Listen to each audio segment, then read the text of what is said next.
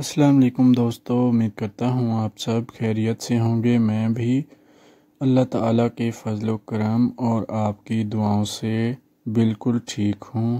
آج جو ویڈیو آپ کے ساتھ شیئر کرنے جا رہا ہوں ہونڈا سیوک ری بورن 2006 ماڈل گاڑی کے بارے میں ہے۔ اس سے پہلے آپ نے میرے چینل کو سبسکرائب نہیں کیا تو چینل کو سبسکرائب کر دیں۔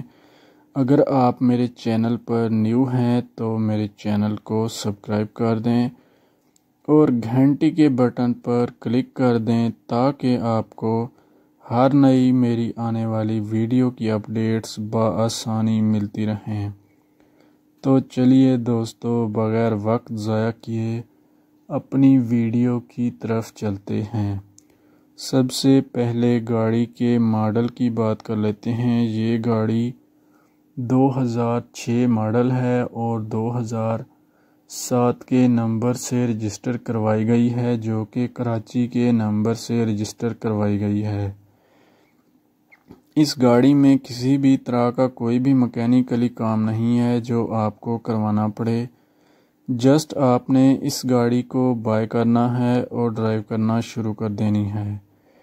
گاڑی میں الائی ریم بھی انسٹالڈ ہیں جو کہ گاڑی کی خوبصورتی اور پرفارمنس میں مزید اضافہ کرتے ہیں۔ گاڑی کے side mirror auto moving working condition میں موجود ہیں۔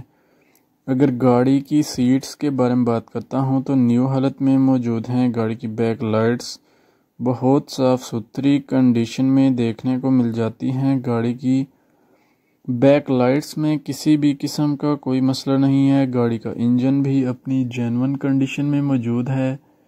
اگر گاڑی کی ٹرانسمیشن کی بات کرتا ہوں تو یہ گاڑی آٹومیٹک ٹرانسمیشن میں ہے، اور اگر گاڑی کی مائلیج کی بات کی جائے تو یہ گاڑی 3 لاکھ اپنی مائلیج پوری کر چکی ہے، یعنی کہ 3 لاکھ کلومیٹر تک چل چکی ہے۔